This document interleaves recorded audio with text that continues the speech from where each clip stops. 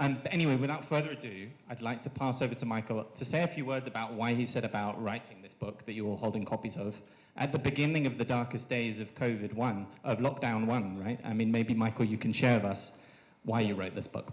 Over to you, Michael. So I was really touched when I got that video on Saturday, because we live in one world, and a world full of people with optimism and activism who want to create a better world. So whether we live in China or in Africa or United States or South America or wherever, we are one world together. So on March the 13th, 2020, I went into lockdown. I was shit scared of getting COVID. I was in a danger age, and I thought it's not worth risking anything. So I went into full lockdown for the next 10, 11 months at least.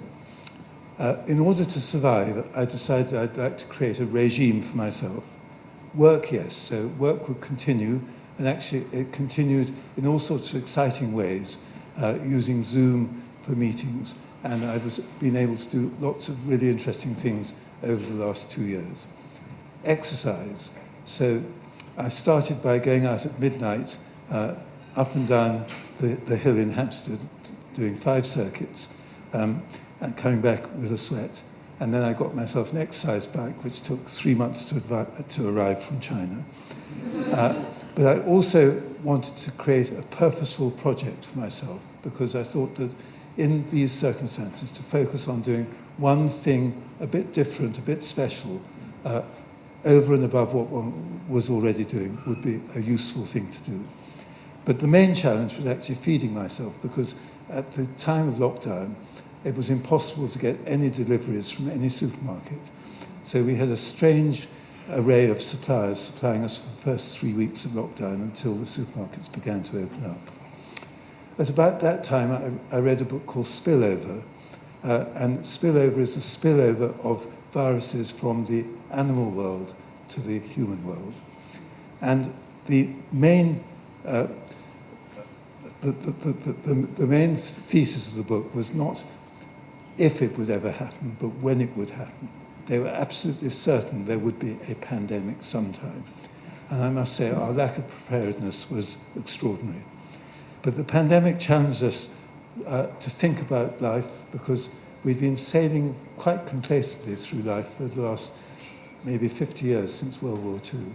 And suddenly things were changed. And we had to find ways of doing things differently. And I thought to myself, with all the resources and creativity in humankind, we must be able to solve the problems of the world. And I thought about the problems of the world. And initially I jotted down 20 things that I thought were important. It eventually expanded to 40. Everything from climate change, habitat loss, inequality, kleptocracy, pandemics, the lottery of life, where you're born and where you're not born, etc., etc. And I thought I would write a book about this as it were, an attempt to capture all the ways in which we could make the world better. So I wanted to present the facts. I wanted to quite briefly explain the importance of each. I wanted to show people doing positive things that addressed all of the issues, all of the 40 issues in the book. And I wanted to end with a simple action that you could take, at least to start to get involved. And eventually it came up to 40 issues. I found this amazing publisher called September and Hannah, who will speak to you in a minute, because there's no point writing a book if nobody reads it. And I would say that there's no point writing a book and having a publisher unless we all get together to promote and market the book and blog it about it and put it through our networks and really get people reading it. So I'm offering a copy for you as my 80th birthday present to you. I invite you to spread the world and to help spread the world so that we can create a better world. A better world is possible, but only if we all do something creative, positive, and active to make it happen. So thank you very much, and I'd like to introduce Hannah, who is my amazing publisher.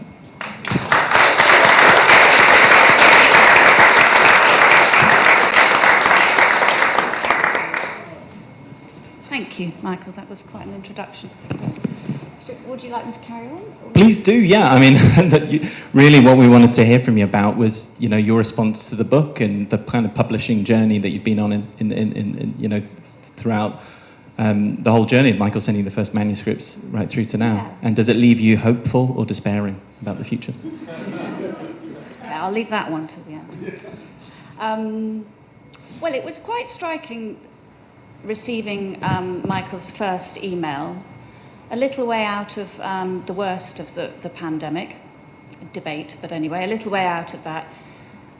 We had an influx of proposals and submissions from writers after 2 years of the pandemic, an influx. So a lot of people got their novels out during lockdown, worked on their long-lost novels, worked on the short stories, took up a new hobby, started writing, all of which is to be applauded, and we're very happy about that, and published to try and sort of encourage people to do it. But most people went internal in their writing, and a lot of people talked about their hobbies, a lot of people talked about the very small walks they did in their area, about the cycle rides they did in the area, about the new hobbies they took up, or they went deep into their imagination. And I'd say that we only had one submission post-pandemic from one person who actually decided this was a really good moment to look very broadly, globally, and make connections between all the problems in the world. And that is quite unusual, and it did certainly strike us. And it takes an unusual person to be in quarantine, locked down, to say, this is the moment I'm going to look up and make all those connections across the world. So we'd had enough of banana bread, and we'd had enough of so-so novels, and we were delighted to receive this book. I think the joy of it and working on it has been the knowledge that it's given us about the connections between problems, the confidence it's given me personally in being able to talk about some of the issues and being able to understand some of the issues, which, you know, previously, tax injustice, I'm not great on tax injustice, but I'm a lot better now. I also have new links in my bookmarks. I have new names I know. I have new enterprises to follow. I have new businesses to support. I have new books to read. I have new blogs to read. I have new pioneers I can talk about with my children. It's actually really good for kids because there's a lot of it's online, so there's a lot of activity and a lot of support they can do from the easy steps. There are 40 simple ways you can change the world. And following those simple ways is actually quite easy. And for children, it means they're very instantly engaged. And I got my daughter looking at the live population trackers. And that, well, I'm going to leave it there because that would be unfair to talk about my teenage daughter. But I was pleased anyway. Do I feel hopeful? I feel hopeful about the communities that came together to create the book. Emily, who designed it, I don't know if Emily's here, but Emily Sear designed it, and there was a sort of a nice sort of magnetic gathering of like minds. So Emily works in sustainable fashion. She's also a very good designer. She came together and she brought new insights and new connections. Working with Charlotte, who is a long-term colleague of mine on September, which is a small independent and has the kind of fair share of authors at its heart. Long-term sustainable publishing as part of its mission statement. So the kind of act of bringing the book together made me feel hopeful. Meeting Michael has reminded me of the power of determined individuals who like collecting interesting people and ideas and bringing them together. People who aren't afraid to step out of the normal business models. There's an increasing amount of that, but it's quite hard stepping outside the normal business models. And I think really, to return to the question about optimism, now is a point at which we call for a new kind of evangelist, people who can set sail with very different brains, very different ways of communicating, very different ways of looking at the world, because the old ways have got us to this point. I did just finish watching Stranger Things last night. I don't know if anyone else has finished watching Stranger Things. Yeah, well, I'm not going to do a spoiler, but the end kind of makes you realise that the whole thing's been a metaphor for the wrecking of the climate.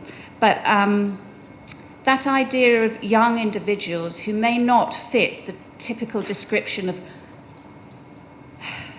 powerful, influential, or successful, according to the old models, individuals who've got a different way of looking at things, who aren't afraid, for whatever reason, of standing up and being counted, is what I think we need right now. And anything that can bring that together, spread those ideas, like Michael in his book, is a cause for optimism. Yeah. So thank you.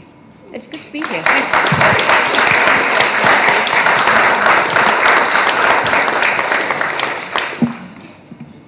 Thank you, Hannah. So in sort of typical kind of modesty, like that part of shining a light on Michael's career in the book has now, we've gone past that point. Now it's a point about looking into the future and some of the topics that the book shines a light on. We have some incredible speakers who are going to join us on stage. So I'd like to welcome our incredible panel of social and environmental change evangelists to the stage. Firstly, Amy Bray. Let's invite everyone up with a big round of applause. So everyone come and grab your seat.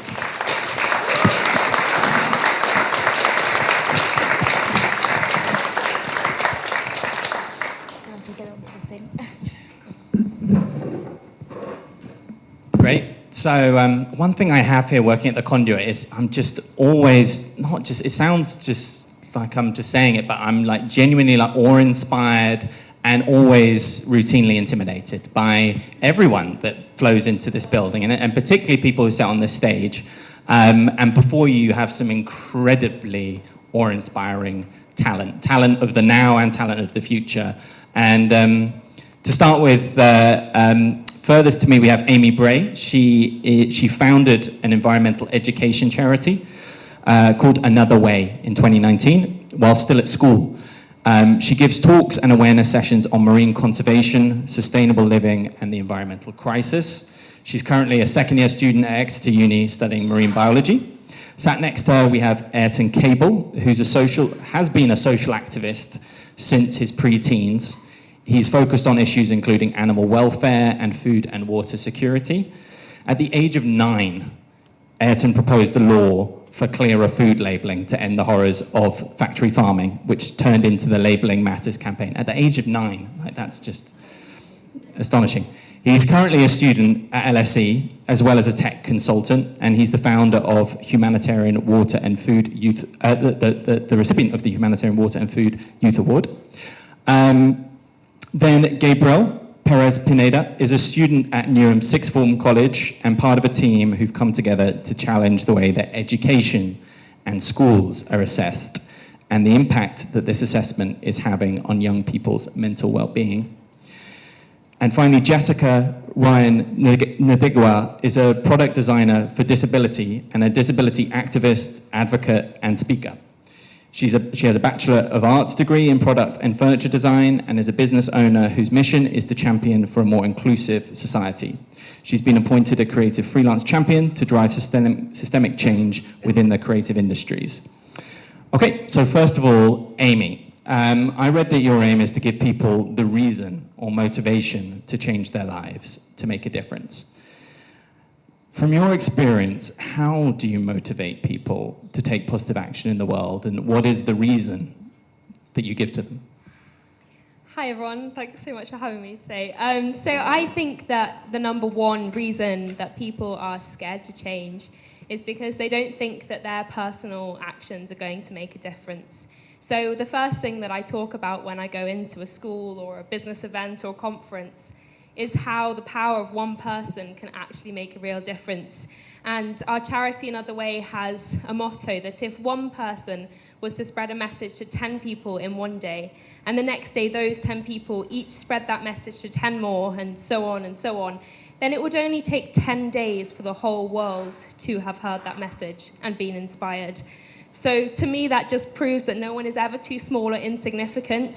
So I ask people to go out and change their own lives, and then to go and talk to their friends and their family, start conversations, speak to people at work, speak to people that they get a takeaway from, and start these conversations so that we can mobilize change. I think it's also really important to connect with people on a personal level. So the kind of lifestyle change that we're talking about here requires personal engagement. Personally, I don't believe you can change someone's life over social media. So for me, it's really important to go into schools, into businesses, talk to people face to face, engage with them with personal stories, telling them what I'm doing in my life and stories of other people that I know that are doing fabulous things to inspire them to really change. Something that I hear all too often in my talks is, oh, but China and India need to change first. So bringing it back to the fact that it's the responsibility of each one of us here on Earth to do something about the problems that we are facing. Because we can't just put blame and responsibility on other people, because then we're never going to change. Fixing the climate crisis, fixing social inequality requires all of us to improve our compassion and to connect to everyone around the world and live in harmony with the world we live on. I wish it was so easy as... Have any of you read the book, The Snail and the Whale, by Julia Donaldson? Yeah. So in that book, the children in the story, when they see the whale washed up on the beach, they rush to go and help the whale, and they call for the adults to help them. And for me, that about sums up the climate crisis, because the children can connect to this global compassion that is required to fix these global problems that need global solutions. So tying into that compassion that children have and trying to show adults that we can have that too, and we can find the creativity and care in us to change, is so important and is central to what I try and do in my awareness sessions. Amazing. Give it up to Amy.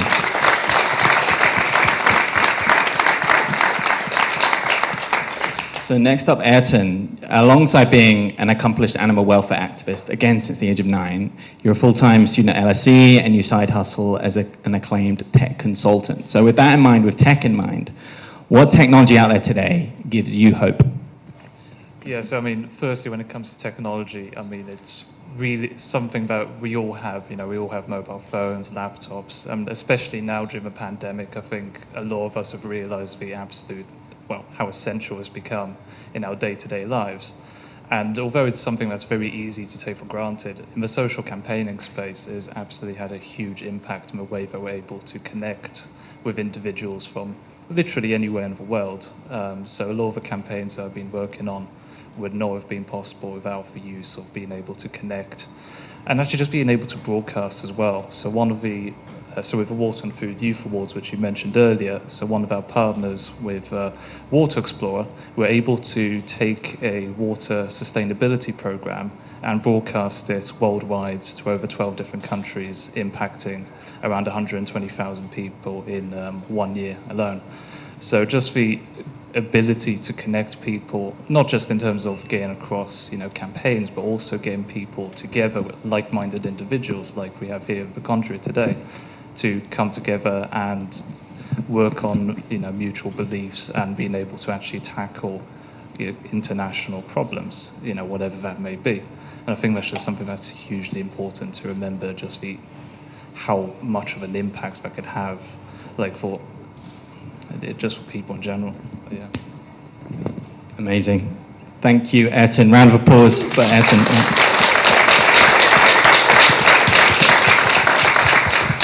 It seems a bit condescending to ask everyone to do a round of applause, but genuinely, we're awe-inspired by everything that you're doing. So, Gabriel, you're next. Your work is about ensuring that young people are active participants and not just passive subjects in the way that the UK education system is conceived, managed, and monitored. With this in mind, and in the wake of some incredible work that maybe you'll share with us at the same time, why do you think the education system is causing so much mental distress to so many young people? Hi everyone. Firstly, thank you so much for coming into the audience, and obviously happy birthday to Michael. I think obviously we can say exam stress. I'm not saying that that's wrong. Most people in this education have gone through exams and have felt the stress and pressure of wanting and needing to do well, to feel successful. But I think one thing that we often ignore is the sense of purpose that students need to have to be successful. Because I think in the UK education system, a lot of people are led down a certain route. So that could be the economics route, or the science route, or the maths route. And I think that often leads to young people losing their sense of purpose at a very, very young age. And as soon as you lose it, it's very hard to regain it. And I think in this education system, if we simply guided young people and gave them the opportunity to be active in their education and choosing how their education works and how it's evaluated, they wouldn't lose their sense of purpose, because they've been able to choose something that excites them. And I think that's one of the most important things. And that's what I've been working on for the last 18 months. It's been on sort of redesigning the evaluation system of our UK education. So to do with Ofsted, reading and criticising the Ofsted inspection framework and recreating it and redesigning it in a way where schools can self-evaluate. Mental health is put more at the forefront of the evaluation, and just looking to a future that favours young people instead of favours Ofsted. Awesome.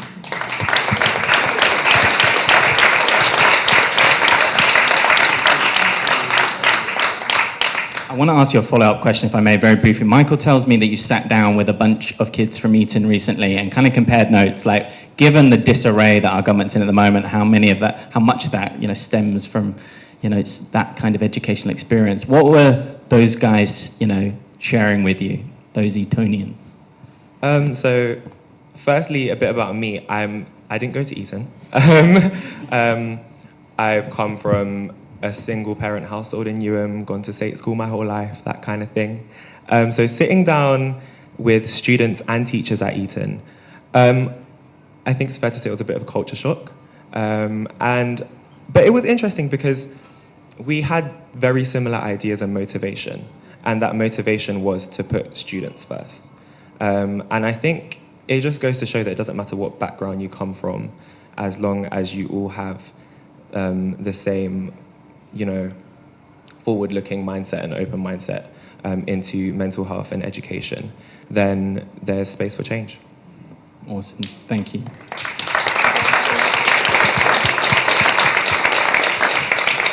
And lastly, Jessica, so you are, amongst numerous other things, a designer, a creator, and I think it's fair to say like a fixer. Like learning that you've created numerous medical aids and affixing things in the world, it's incredible. But I want to ask you a more general question about accessibility. And what does accessibility mean to you? Hi everyone, thank you. Happy birthday, Michael. I'm Jessica. I have was born with a disability called cerebral palsy, which affects my motor skills, but also my short-term memory. And I think for 28 years now, I've tried to live in this world of it being very mainstream. And I didn't grow up in I grew up in a very mainstream world, but I was educated in a very special needs type of world setting. So my life and my career has always been about trying to change the face of disability, and I think it will be my everlasting life career, if I should say that. I think there's lots of problems still that it's, that inclusion and disability have to change and have to kind of learn on and make better. But I've tried to kind of stay as authentic and as truthful to myself as possible. And sorry, I've forgotten the question. Could you give the short-term memory? There you go. What accessibility means to you? Yeah, so thank you. So accessibility, I think, is an ever-changing thing. The world is still not accessible. For example, sorry to kind of single it out, but take these chairs, for example. It's very hard for me, even me, to get onto a chair like this that's spinning, but also, quite high up. So I think accessibility needs to be, from my understanding, my kind of, my aim and my goal is accessibility needs to be thought of and started and kind of embedded from within. And until that starts happening and we start seeing real change, then there are more conversations for accessibility and inclusion to happen.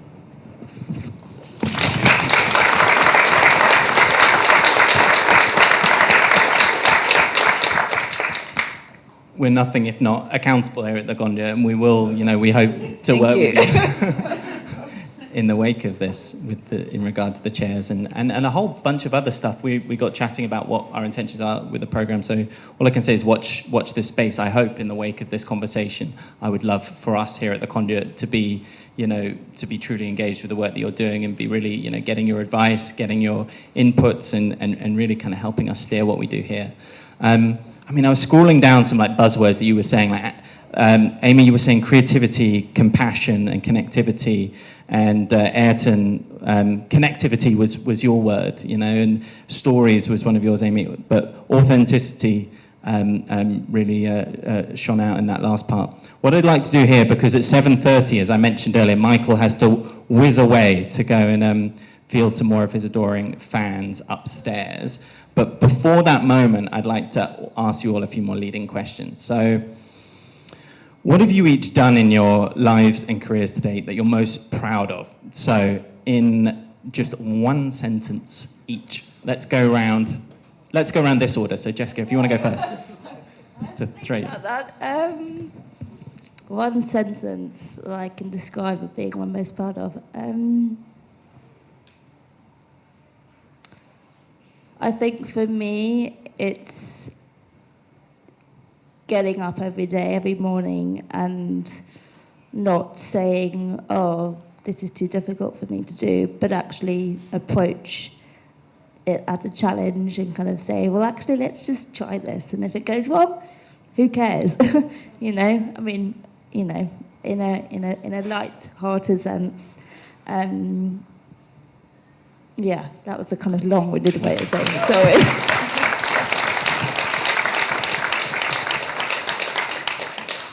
Gabriel, what's been your proudest moment?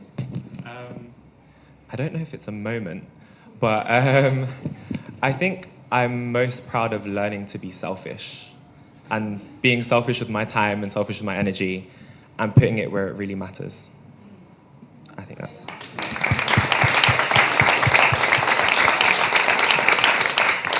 Anson? Yeah, for me personally, it's not a moment either, but just the knowledge that over years of campaigning, that knowing that it's made a difference to, not just one individual, but, many individuals out there, some in fairly significant ways. Just the knowledge of that is probably something I'm most proud of. Yeah. And Amy? I think, for me, my proudest moment summed up kind of everything I tried to achieve. I ran an event back for our launch where we got over 600 people to climb the Wainwright Mountains in the Lake District on the same day. And it summed over 50 organisations, and it was such a collaborative community in which we all celebrated everything we were achieving and look forward to our future, to make ambitious plans about how we were going to fix our planet and fix our future. And getting everyone in the same room at the end of the day, everyone was buzzing, everyone was collaborating, everyone was starting conversations. That just left such a warm and fuzzy feeling inside me, and I hope that I can do that again.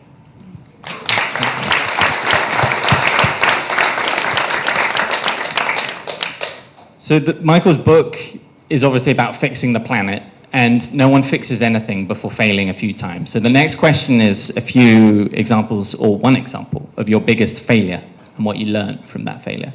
So let's throw it back to you, Amy. I don't really see anything as a failure because I think we're constantly learning and shaping our experiences in order to be as successful as we can be and to be as happy and content as well. But I think I used to think that I was invincible, that I could do absolutely everything, and that I could throw my mind to my biggest plans and do that alongside school, alongside everything else I did. And then last summer, I ended up in a wheelchair. I basically had a nervous system breakdown. And for 7 months of last year, I couldn't really walk around the house. My friends had to push me to campus to get to lectures, and I saw an osteopath who specialises in pain management in London, and he just said, why have you done all of these things instead of focusing on your childhood and your life?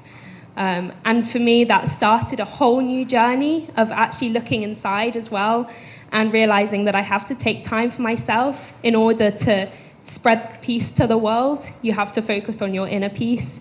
And that, I think, is the most important lesson I have learned in my whole life. And it's helped me to grow into a new person, and I can take that into my activism as well.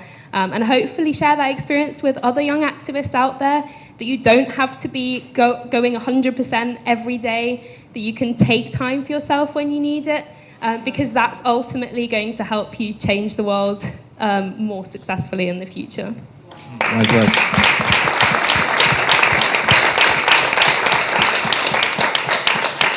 Ayrton.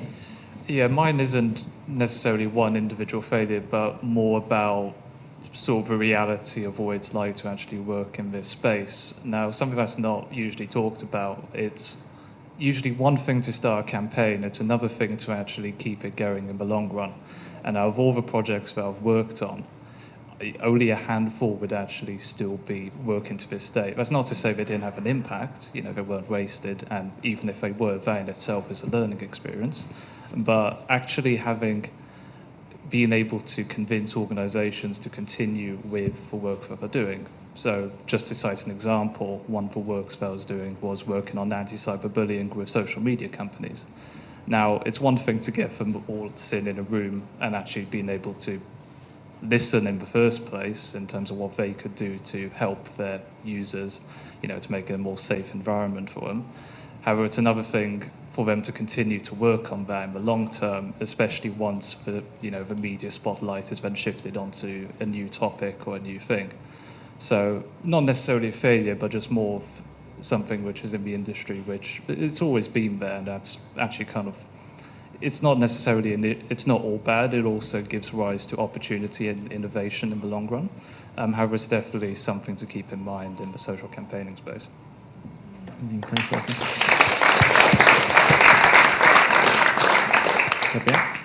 Yeah, so I co-lead the BAME network at my sixth form.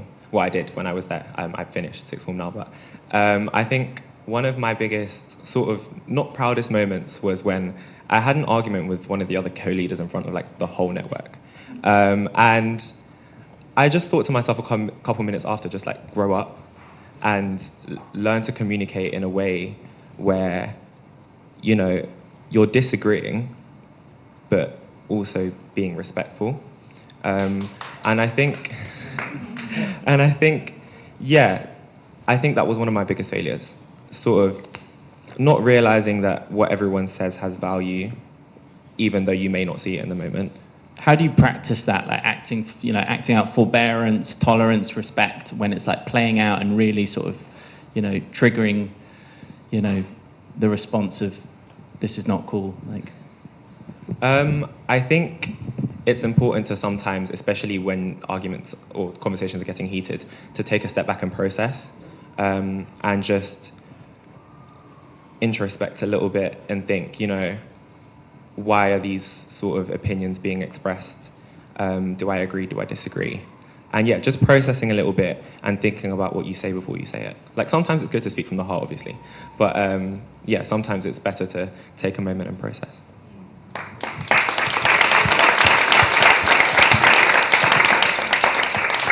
Jessica. They're all very good answers, by the way. I think life is a series of failures. I think you kind of have to fail every day in order to grow. I know that I've failed many times, or I've labelled myself as failing many times.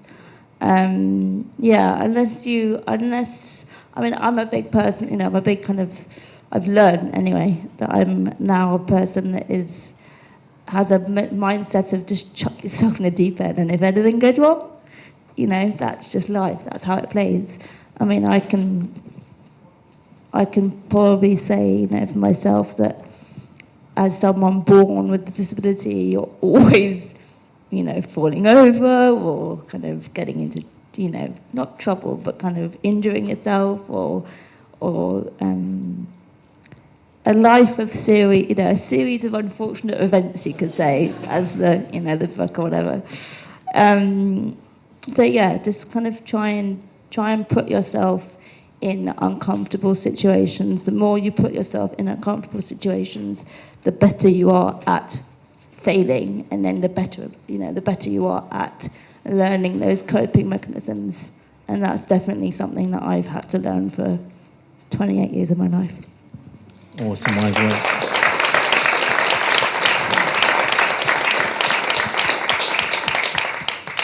There's that amazing quote that I'm going to completely mangle now, but it's in the book, and I remember it jumped out when I was reading it, that ever failed, fail again, fail better, idea. And that's one thing that I think anyone who comes through the Conduit kind of sees in these awe-inspiring like superheroes, these Avengers-like people who are changing the world in a similar way to this panel, is they're not scared to fail, and failure really is a virtue, as you just expressed, Jessica. So the next question is a bit more kind of hopeful. So you guys have already done and accomplished incredible things, but what's next? What are each of your priorities for the years to come in the various activities that you're leading on? So let's mix up. Go to Gabriel first.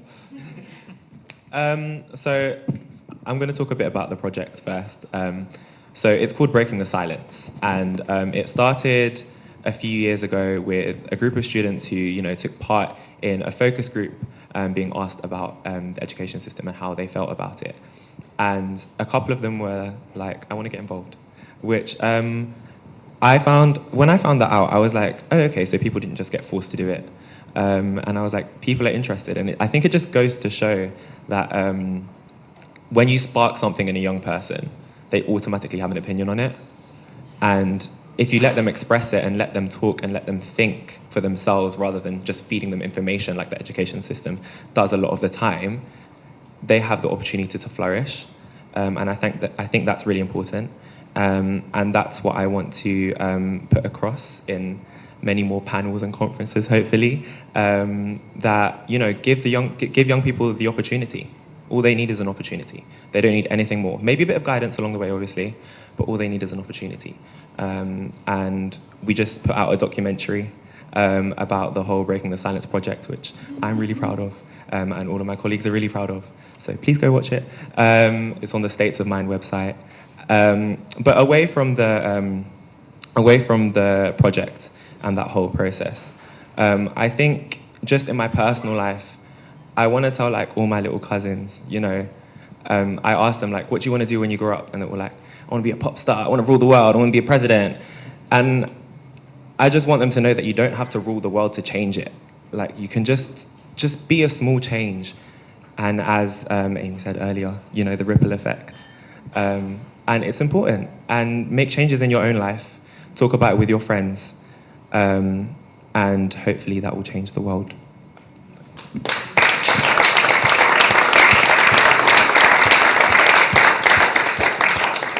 Amy, do you want to field it next? So we have some quite exciting projects coming up. We have got some money to take on our first paid employee, which is really exciting because to date we have been entirely run by volunteers. And with my going to uni, it's been really difficult to keep that up and to kind of pursue our ambitions as a charity. We started in Cumbria, and we'd really like to grow our reach nationally so that we can really roll out our projects so that they have maximum impact. So hopefully we're going to take on someone who can help us to achieve that.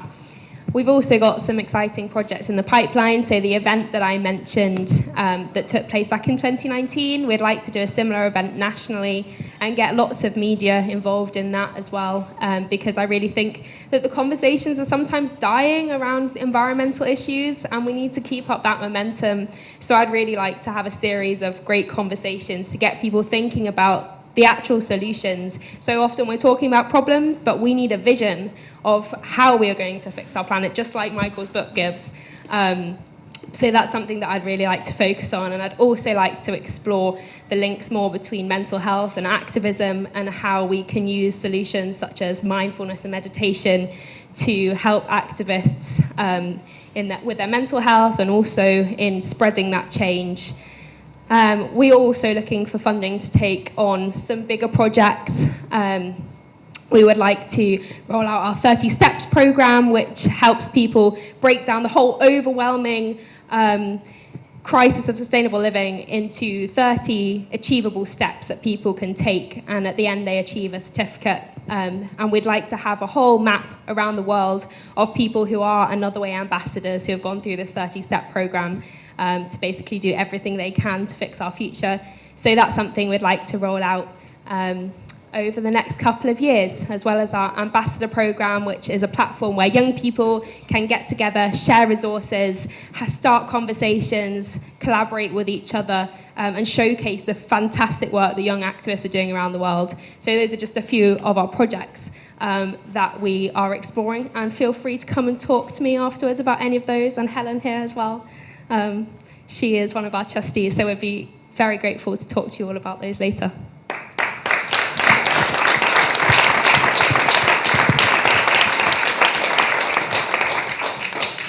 Ayrton, what's next? You're 2 years into your studies at LSE, but despite that... Yes, so I was actually going to talk about that. So about 2.5 years ago or so, when I was working on my anti-bullying project and consulted, well, basically aiding social media companies and games companies on how to tackle cyberbullying on their platforms. After working on that particular project for about 2 years, I got approached by a Finnish gaming company called Supercell. Some of you might be more familiar with the games Clash of Clans or whatnot, and they gave me basically an internship offer. So I was working there for a few months doing data analysis, which then basically from doing that job, I realized that being able to do something like data analysis, something which I can do, has actually got a huge ability to make a difference for people all over the world. So with just Supercell alone, there are more than 200 million people playing those games every single day. So right now at LSE, I'm studying data science currently. So my ambitions for the future, once I finish university, is to continue to work in that field, including tech consultancy, to basically aid in social campaigning issues, but more on a mass scale and using digital innovations such as AI, automation, in order to help people make the biggest impact as possible on a large scale. Amazing.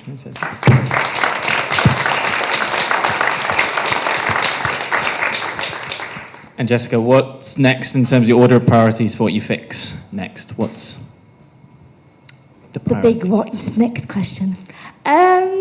So at the moment I'm working, I'm a creative champion for driving systemic change within policy, and it's important, to kind of try and change things from not way high up, but kind of the get in at the point that is needed. So I'm a creative kind of champion for a company at the moment called the Creative Industries Federation, whereby we're changing policy and making it more inclusive and making it more accessible to the wider creative sector. I'm also an acting trustee for a deaf-led arts charity called Stage Text. My door is always open, so I'm always looking.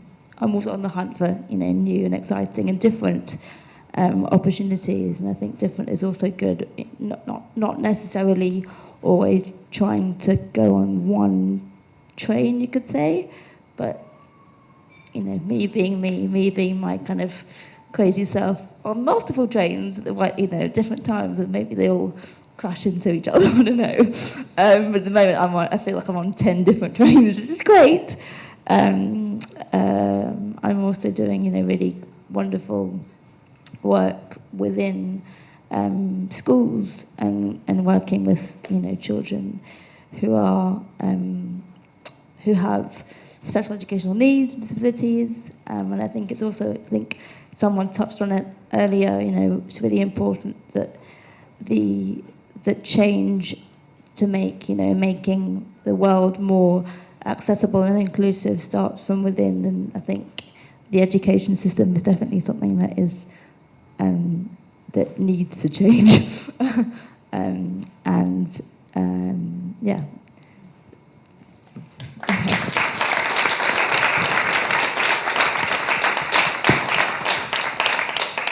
All right, the last sort of leading question before I open it up to you guys to ask any questions. Michael just whispered into my ear that the guys who were in the overflow upstairs have now joined us down here. So that's bought us a little bit more time, but we'll still try and finish on time.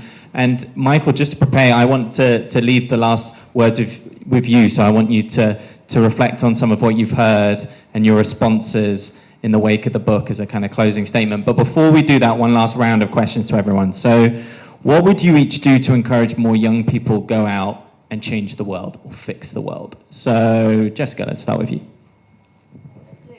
Yeah, how would you encourage more young people to do what you guys have all been doing, you know, Ayrton from the age of 9 to, you know, be the change you want to see in the world? I would say just to go for it. I've actually come across lots of young people who have spoken to me and older people who, you know, are always trying to look for that, or look for the time to do something. And I think there's lots of talk most of the time about wanting to change, but not a lot of action. And I think a lot of people are also quite scared of just doing it as opposed to just talking about it. So, yeah, I would just say do, you know, make it happen. Whatever you want to do, whatever your purpose is in life, even though that might sound slightly corny, whatever you choose to do in your later career, just start. And if you start, then you'll find that, like I have, that the ball just starts rolling, and that's where new opportunities come.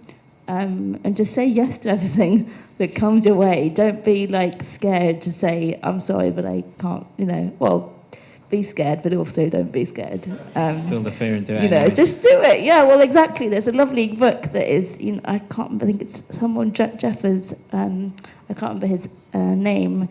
The book's called Feel the Fear and Just Do It Anyway. And I think that's a great motto or kind of, you know, statement to at least start with. No excuses, everyone, just do it. You Exactly. can all got power. So again, Like it. putting your clapping muscles to the test tonight. So Ayrton. Yeah, I mean, I suppose probably one of the most important things to realise is that there's no such thing as one way of doing it or the right way. There's so many ways in which you could get into, well, campaigning or just raising awareness, whatever it might be. You know, whether it's something as simple as just posting things onto your social media, to going to foreign countries, doing documentaries, to blogging, to documentaries. There's to even like live events, concerts. There's just such a wide variety, and even more which has not even been done yet. So that's number one, so that there's no one way to do it. And also, you know, don't be afraid of failure. You know, some projects might work, some might not. Some will have, you know, an absolutely massive amount of impact, some won't even be noticed. So just to have that motivation to keep on going and basically motivating other people to make a difference as well as yourself. Awesome. Amy. I think that when I go into schools and talk to young people, I always say to people, play to your own interests and your own skills. There's no fixed form of activism, as Ayrton said. So I think, you know, even changing your own life, starting with maybe going plastic free or reducing the amount of meat you eat or buying secondhand clothes. And then I think some of the beauty in activism is the diversity and the variety of projects that are out there, from people who are organising clothes swaps and catwalks of upcycled fashion to people who are organising walks for charity or public speaking or being creative or even just having a conversation. That counts as a form of activism. So I think just taking it step by step, choosing what feels right for you. And if you get overwhelmed, then taking a step back and finding space to connect to nature, to connect to the people around you, to have fun and to find your inner peace so that you can use that to spread to the world.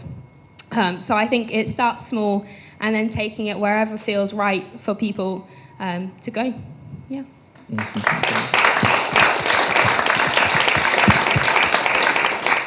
And Gabriel, your words of wisdom to other aspiring young change makers. I'm going to try and think about it if I was talking to my friends, because I'm pretty young still. So I'd say do what you can to find your niche and then follow it, because there's nothing better than doing well at something that you initially weren't great at but still really enjoyed. So yeah, do that, and hopefully that will lead to some great change. But also, as everyone else has said, just get stuck in, say yes to everything, don't be passive about anything. Take every opportunity that comes your way, but also save some space for yourself. Give yourself some time to rest, recuperate, think about what your next step is. And finally, I know it's a lot to think about for a young person, but don't lose sight of your goals as well, because at the end of the day, we can get stuck in a routine. And I think what Michael said at the start, like having a purposeful project during lockdown, is a great example of that. Have a goal, have something that you're working towards, have something that's constantly building, so that you don't just get stuck and lose sort of the sense of self. Awesome. Thanks, Cameron.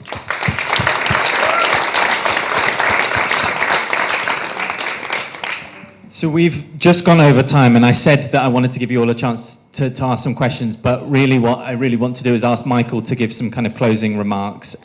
But before that, I want to insist that if anyone's curiosity or intrigue in any of these guys' work and endeavors has inspired you tonight, that you make sure that you connect with them. Am I right in thinking that you guys are staying on a little longer, and there's drinks being served at the back of the room, so please stay on and connect, and just join me. Please don't go anywhere, but please join me in thanking our incredible panelists.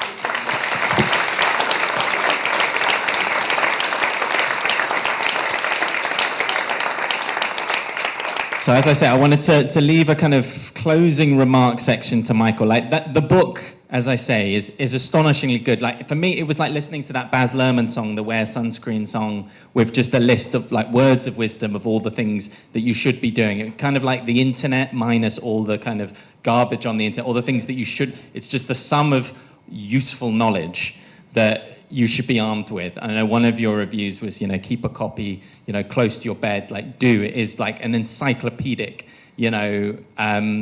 outline of the biggest challenges that humanity faces, and some really, each chapter, is concluded with guys like this, examples of people who are doing stuff. So it's not just outlining, here's the problem, here's examples of people who are awesome, people who are doing stuff. And if more people were like these guys, then there wouldn't be problems to start with. So it's really it's inspiring. But Michael, please, the floor is yours for your final kind of words of reflection. Thank you. First thing is that if you're going to create change, you need to be flexible. And this event has shown some degree of flexibility. So quite early on, I got a message from one of the people I invited to say, it was full up, what do I do? So I went on the website and I tried to book myself in, and it said, sorry, we're full up, you can't come. So I then decided to have an event on the third floor for the overflow who couldn't get in here. And we've been pretty full tonight, despite the fact that this morning I had about 20 emails from people struck down by COVID who couldn't come. So flexibility, I've invited everyone from the third floor to come down here, so we'll have one gathering for a drink together after this, because I think we can all fit in this room. I wanted to focus on the next generation, because it's not the has-beens or never-wases that are important. It's the who will be and who are becoming and who will be the change makers of the future. I was really impressed with Amy, because when I first was put in touch with her through Joel Cadbury, who is chairman of the Tree Council, and you are an ambassador for the Tree Council, young ambassador. I saw you as the British Greta Thunberg, bunking off school, age 16, to go and talk about plastic pollution to other kids in other schools because it was so important. Maybe one day they can get you a Nobel Prize. Joel's friend, Jackie Cooper, I think engineered the Nobel Prize for Greta Thunberg, so perhaps he can do it for you. Ayrton I've met, and I last met him several years ago at the London Zoo, where I took him as a young activist to see if they would use the voice of young people in their youth programs. And I think you wowed them, but like everything in the world, often nothing happens as a result. But you've been amazing, and you were winning awards from age 9 upwards. I think you won an Amnesty International Award for one of the films you made. How old were you then? Well, the Amnesty International is for photojournalism about 7 years ago or so. So yeah, it was about conflict minerals in the Congo. So, pretty young. I think we're all very jealous. At that age, I hadn't even discovered there was a social world outside the world I inhabited. Gabriel, you were amazing when you came down to Eton. I was so proud of the fact that the 3 of you that we brought along held your own against the bigwigs of Eton. You had as good ideas, as good confidence, and as good eloquence in getting your ideas out. And I saw equals amongst equals, and it was an amazing day because we realized that young people all over the world, from whatever background they come from, are facing particular challenges. And I think what you're doing at, is it London Academy of Excellence, has been amazing under the direction of Chris Bagley, who's in the audience. And Jessica is one of our Make My Mark award winners. Every year we offer 10 awards to young people to give them opportunities in life. And we're really proud to have selected you. And I think you're an amazing advocate for disability, but also for the courage of being able to get to where you've got to, and the greater courage to get to where you're going to get to, which will be much more. So I'd like to thank all of you so much for being with us, and to divert attention from a has-been and a book to the future, and you and all of you and your peers and the people you can influence through what you do and who you interact with. Our world depends on you. So thank you very much.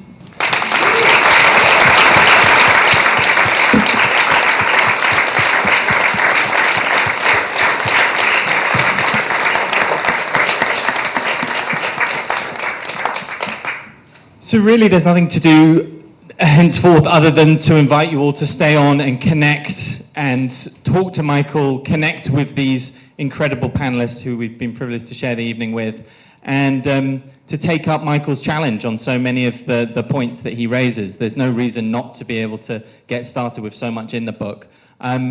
Please, firstly, again, round of applause for our panel.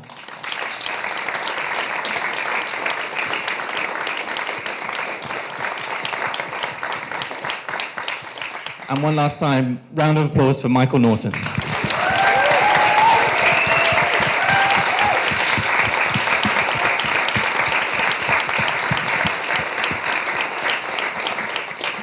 Great, enjoy the evening everyone, and do stay on, grab a drink at the back of the room, and connect.